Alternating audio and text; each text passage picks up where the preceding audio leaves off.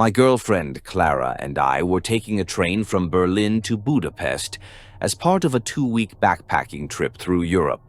It was her idea, a chance to step away from work and experience life at a slower pace.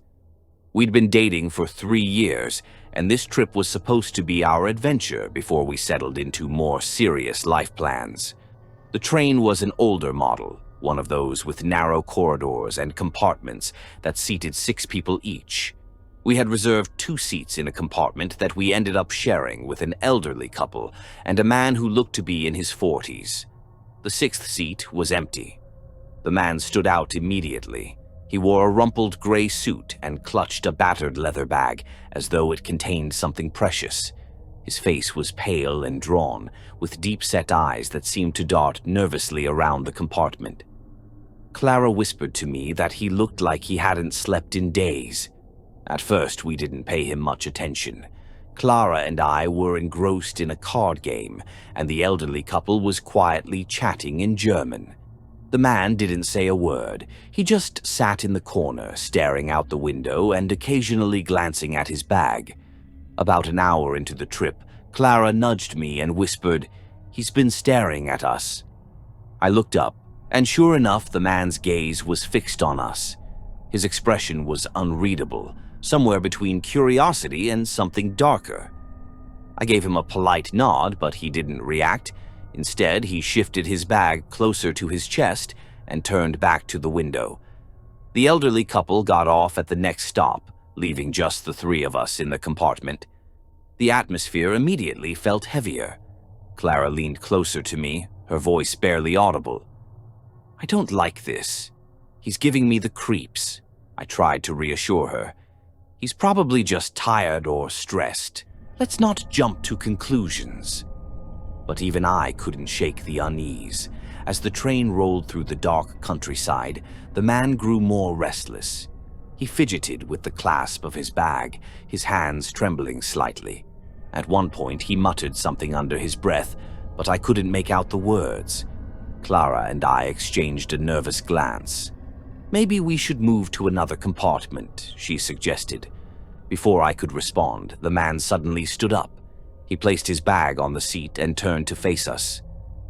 "Do you believe in fate?" he asked, his voice low and gravelly. Clara and I froze. The question was so abrupt, so out of context, that it took a moment to process. I guess so," I said cautiously. He nodded as if I'd confirmed something for him. "Fate brought us here," he said. "All of us. Together." Clara shifted uncomfortably. "What do you mean?" He didn't answer. Instead, he opened his bag. My heart raced as I imagined all the worst possibilities, a weapon, something dangerous. But what he pulled out was a notebook. He flipped through its pages, muttering to himself. Then he held it out to us. "Look," he said. I hesitated, but Clara reached for the notebook. Inside were pages and pages of handwritten notes, diagrams, and what looked like surveillance photos. Some of the photos were of random people in public places, parks, train stations, cafes. Others were of us. Clara gasped and dropped the notebook. "What the hell is this?" The man smiled, a crooked, unsettling grin. "It's all connected," he said. "You're part of it now." I stood up, my fists clenched. "Listen, I don't know what your deal is, but we're not part of anything. Leave us alone." The man tilted his head, his smile fading. "You don't understand. You were chosen. I've been watching you for months. The patterns. They led me to you." Clara grabbed my arm. "We need to get out of here." I nodded and reached for the door, but the man moved faster than I expected. He slammed it shut and stood in front of it, blocking our way. "You can't leave," he said. "Not yet." I glanced at Clara, her face pale with fear. "Move," I said, trying to keep my voice steady. The man shook his head. "You need to see. You need to understand." He reached into his bag again, and this time, I wasn't waiting to find out what he'd pull out. I lunged at him, shoving him aside with all my strength. He stumbled, and Clara yanked the door open. We bolted down the corridor, not stopping until we found a conductor. Between our panicked explanations and the fact that Clara was on the verge of tears, the conductor took us seriously. When we returned to the compartment with him, the man was gone. His bag and the notebook were still there, but he had vanished. The conductor searched the train, but there was no sign of him. No one else had seen him, and his ticket didn't match any of the passenger records. To this day, I have no idea who he was or why he'd been watching us. But every now and then, I catch myself looking over my shoulder, wondering if he's still out there, waiting for another chance to make us understand.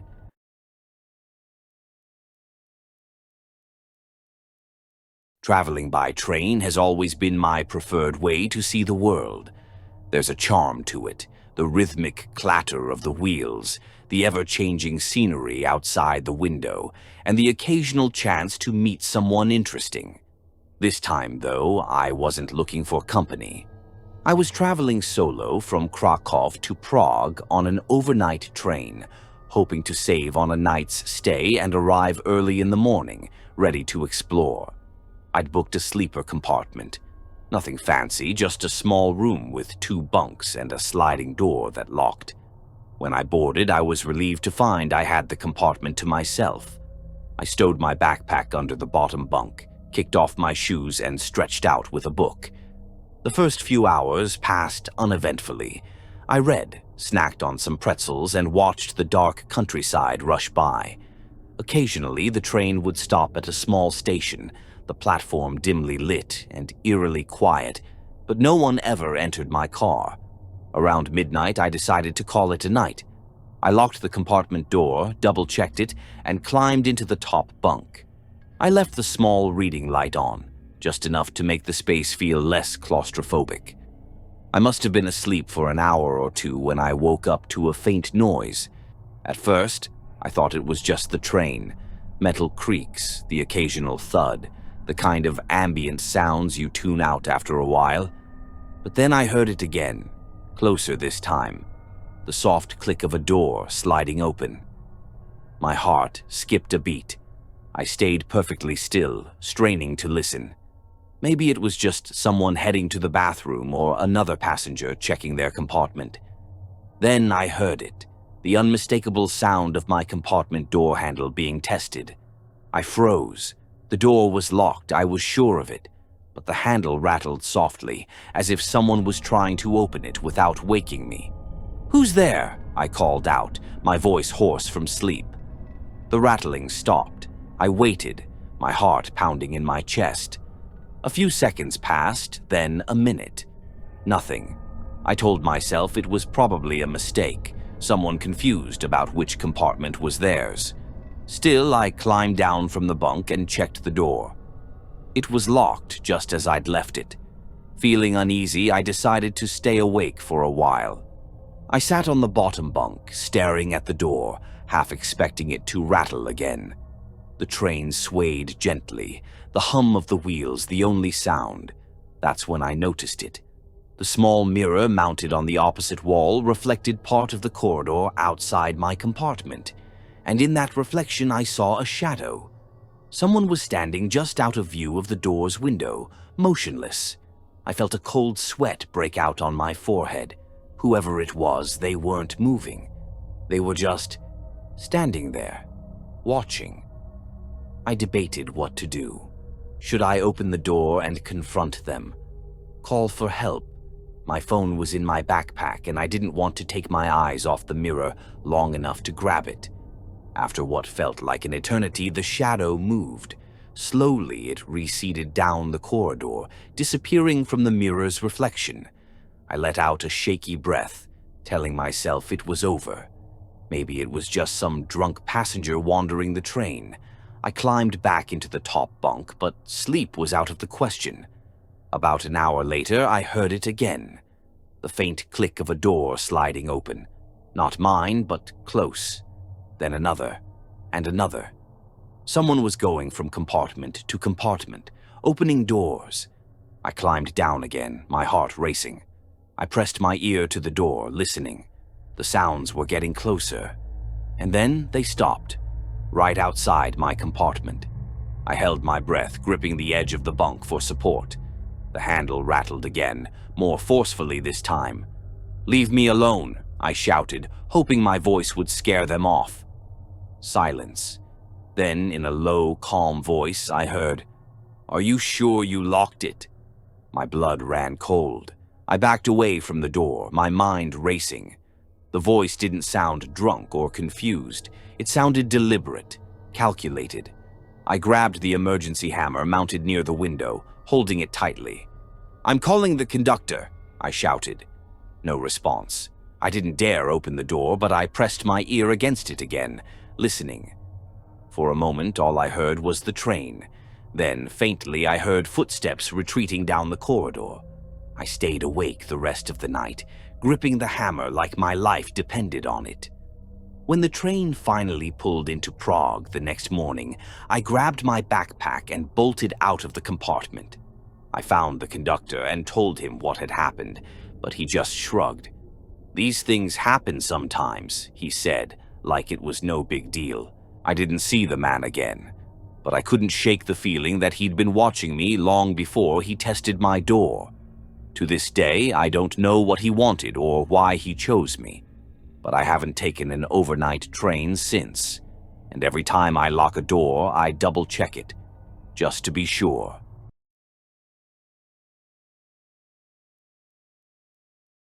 Traveling alone isn't new to me. I've always preferred it.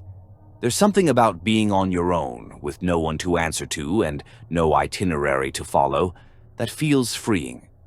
That's why, when I planned my month-long trip across Europe, I decided to rely on trains to get around. They're cheap, convenient, and they let you soak in the scenery. This happened about 2 weeks into my trip. I was on a late-night train heading from Vienna to Budapest. It was a quiet route, and the train wasn't packed, just a few scattered passengers in different cars. I was in a compartment by myself, my backpack tucked under the seat, and my jacket serving as a makeshift pillow. The first hour or so was uneventful. The rhythmic clatter of the train on the tracks lulled me into a kind of trance. Outside, the world was pitch black, the occasional flicker of lights from small villages the only sign of life. At some point, I must have dozed off because I was startled awake by the sound of the compartment door sliding open. A man stood in the doorway, his silhouette framed by the dim corridor lights. He was tall, with unkempt hair and a scruffy beard. His clothes were disheveled, a wrinkled shirt and jeans that looked like they hadn't been washed in days. "Mind if I sit here?" he asked, his voice low and gravelly. I hesitated. The rest of the train was practically empty, so why pick my compartment? But I didn't want to be rude. "Sure," I said, forcing a polite smile. He stepped inside and sat across from me, his movements slow and deliberate. He didn't have any luggage, which struck me as odd, but I didn't think too much of it at the time. For a while, we sat in silence. I tried to go back to sleep, but I could feel his eyes on me. Every time I glanced up, he was staring, not at me exactly, but through me, like he was lost in thought. "You traveling alone?" he asked suddenly. The question caught me off guard. "Yeah," I replied, keeping my tone casual. "Just passing through." He nodded, his lips curling into a faint smile. "Brave. Most people don't like traveling alone at night." Something about the way he said it sent a shiver down my spine. I laughed nervously. "It's not so bad. The train's pretty safe." He didn't respond, just kept staring. The air in the compartment felt heavier, like it was pressing down on me. I decided to distract myself by looking out the window, but the darkness outside offered no comfort. Then he spoke again, his voice barely above a whisper. "You ever wonder what kind of people you meet on these trains?" I turned back to him, my stomach tightening. "What do you mean?" He leaned forward slightly, his eyes glinting in the dim light. "You never really know who's sitting across from you, do you? Could be anyone, a tourist, a businessman, a killer." My heart skipped a beat. I forced a laugh, trying to play it off. "Well, I'm hoping you're not the last one." He smiled wider, but it didn't reach his eyes. "Guess you'll find out." I decided I'd had enough. "I think I'm gonna stretch my legs," I said, standing up. He didn't move, just watched me as I grabbed my jacket and stepped into the corridor. My plan was simple. Find another compartment, maybe even sit with one of the other passengers I'd seen earlier. But as I walked down the corridor, I realized the train felt deserted. Every compartment I passed was empty. The lights flickered overhead, casting long, shifting shadows. I glanced over my shoulder and froze. He was there, standing at the end of the corridor, just watching me. My pulse quickened. I picked up my pace, trying to stay calm, but every time I looked back, he was closer. He wasn't running or even walking fast, just following, his footsteps eerily quiet. I reached the next car and yanked the door open, stepping into the narrow, swaying passageway between cars. The cold night air hit me like a slap, but I didn't stop. When I entered the next car, my stomach dropped. It was completely dark. The lights were out, and the only illumination came from the faint moonlight streaming through the windows. I heard the door behind me creak open. "Where are you going?" his voice called out, echoing in the empty car. I didn't answer. Instead, I ducked into the nearest compartment and slid the door shut, locking it. My hands were shaking as I pressed my back against the wall, trying to control my breathing. For a moment, there was silence. Then the sound of footsteps, slow, deliberate, growing louder with each passing second. They stopped right outside the door. "Come on," he said, his voice low and taunting. "You don't have to hide, I just want to talk." I didn't move. The handle rattled, then shook violently as he tried to force it open. "Don't make this harder than it has to be," he growled. I scanned the compartment for anything I could use as a weapon. My eyes landed on the emergency hammer mounted near the window. I grabbed it, my knuckles white. Suddenly, the door stopped rattling. The silence was deafening. Then a loud bang as he slammed against the door, the thin glass cracking under the force. Panic took over. I swung the hammer at the window, shattering it. The icy wind rushed in as I climbed out, my legs trembling. I clung to the side of the train, the ground rushing past in a blur. I moved to the next car and climbed back inside, my heart pounding. I didn't stop running until I reached the conductor's cabin. When I burst in, gasping for breath, the conductor looked up, startled. I told him everything, but when we searched the train, the man was gone. No one else had seen him. No one else even remembered him boarding. To this day, I don't know who he was or what he wanted, but I've never taken a night train since.